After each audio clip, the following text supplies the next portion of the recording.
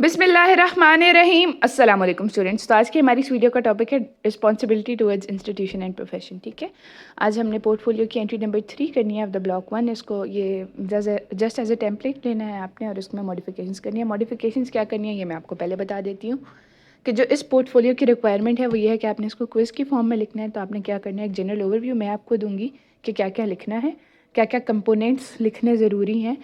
ठीक है, लेकिन आपने उसको थोड़ा सा क्विज़ की फॉर्म में बना देना है कि doctor XYZ came to our class and उन्होंने हमें ये बताया, पहले उन्होंने इनिशिएटिव लिया कि कोई हमें क्लास में बताया कि जो है ड्रेस कोड क्या है और इसकी इंपॉर्टेंस क्या है, और फिर आपने लिखना है कि मेरे जहन में ये था और फिर ये पॉइंट्स ऐड हो गए। ठीक है, तो ये इस पोर्टफोलियो के जो इस स्पेसिफिक एंट्री की डिमांड है वो ये है कि इसको आपने बतौर क्विज़ लिखना है। ठीक है, तो ड्रेस कोड से स्टार्ट करते हैं। ड्रेस कोड क्या होता है? It is a set of rules and guidelines that specify appropriate clothing. ठीक है, ये अप्रोप्रिएट क्लोथिंग को जो है डिफ़ाइन करता है कि अप्रोप्रिएट किसी स्पेसिफिक इंस्टीट्यूशन के लिए अप्रोप्रिएट क्लोथिंग क्या है। ठीक है, और health care professionals of course उनको स्क्रब्स पहनने होते हैं, लैब कोट्स पहनने होते हैं, ग्लव्स पहनने होते हैं, मास्क लगाने होते हैं to control the spread of infection. ठीक है, इससे होता क्या है ड्रेस कोड से?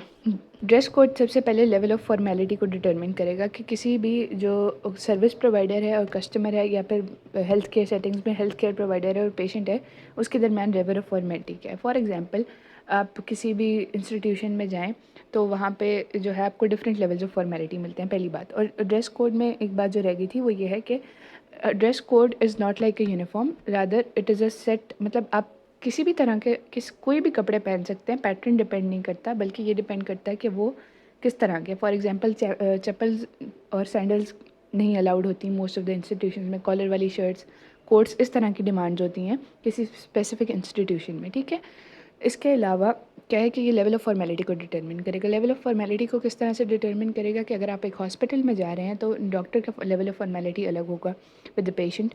ठीक है, इसके अलावा अगर आप किसी शॉप पे जा रहे हैं, किसी सेल्स पर्सन का जो लेवल ऑफ़ फॉर्मेलिटी है वो अलग होगा विद हिज कस्टमर। ठीक है, इसके अलावा अगर आप किसी बैंक में जा रहे हैं तो अकाउंटेंट का लेवल ऑफ़ फॉर्मेलिटी अलग होगा विद हिज कस्टमर। ठीक है, तो इस तरह से डिफरेंट लेवल्स ऑफ़ फॉर्मेलिटी होते हैं। डिफरेंट लेवल्स ऑफ़ फॉर्मेलिटी के साथ साथ आपकी ड्रेसिंग सेंस भी चेंज होती है। ड्रेसिंग जो आपका बेसिक ड्रेसिंग सेंस है वो भी चेंज होती है। अगर आप अपने जहन पे थोड़ा ज़ोर डालें तो आपको एहसास होगा कि हम जिस भी इंस्टीट्यूशन में जाते हैं, तो मसलन अगर एक डॉक्टर है तो उसने एक बहुत सोफिस्टिकेटेड सी ड्रेसिंग की हुई होगी इन अ मैनर कि वो जो है बहुत ज़्यादा फैंसी नहीं होगी। ठीक है, लेकिन इसके बिल्कुल ऑपोजिट अगर आप किसी मेकअप की शॉप पे जाते हैं तो जो सेल्स पर्सन होगा उसने, जो सेल्स वुमेन होगी, सेल्स गर्ल होगी, उसने डिफरेंट टाइप की ड्रेसिंग की हुई होगी और उसने डिफरेंट तरह की जो है अपना जो सारा उसका एक कह लें कि पर्सनैलिटी है उसकी डिफरेंट तरह से होगी। ठीक है, तो ये लेवल ऑफ़ फॉर्मेलिटी को डिटरमिन करता है। इसके अलावा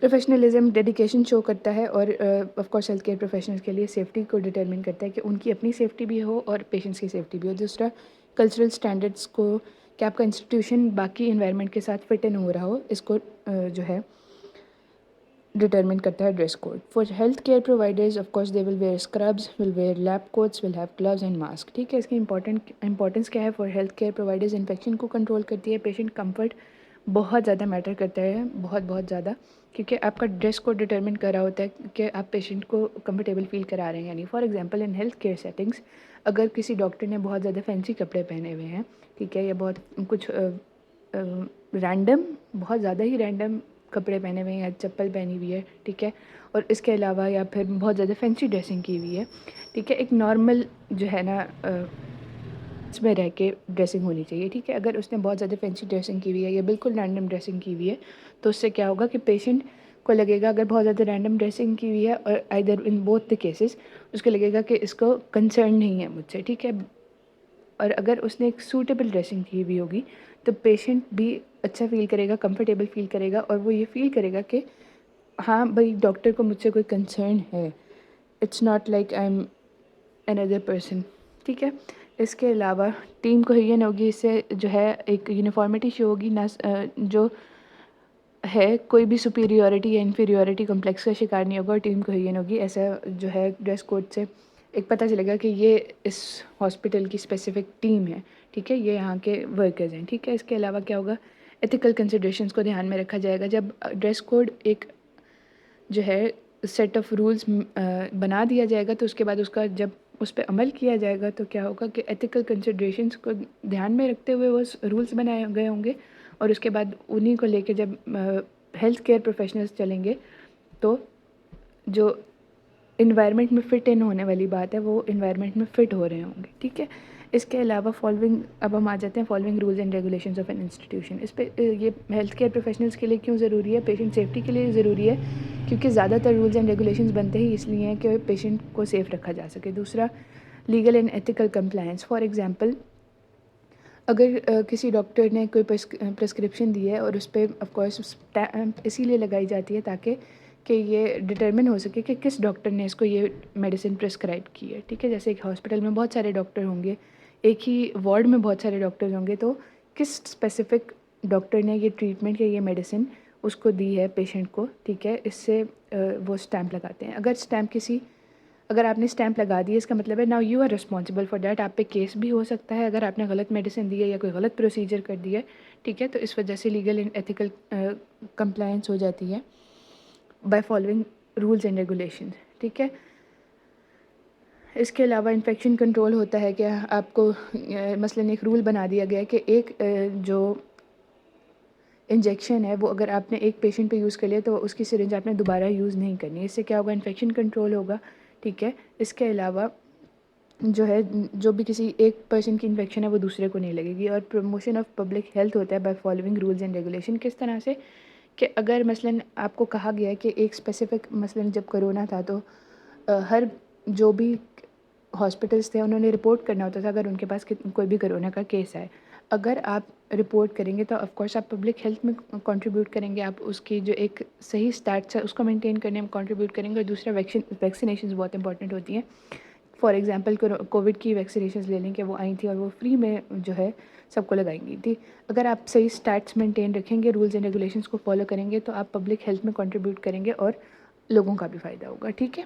इसके अलावा हम आ जाते हैं पंक्चुअलिटी पे कि हेल्थ केयर सेटिंग्स में पंक्चुअलिटी क्यों ज़रूरी है, ठीक है। Punctuality is the quality of being on time and completing task and appointments at a scheduled date and time. Of course punctuality को हम बचपन से पढ़ते आ रहे हैं। इसकी इंपॉर्टेंस हेल्थ केयर प्रोफेशनल्स में क्या है, इसको क्विकली देख लेते हैं।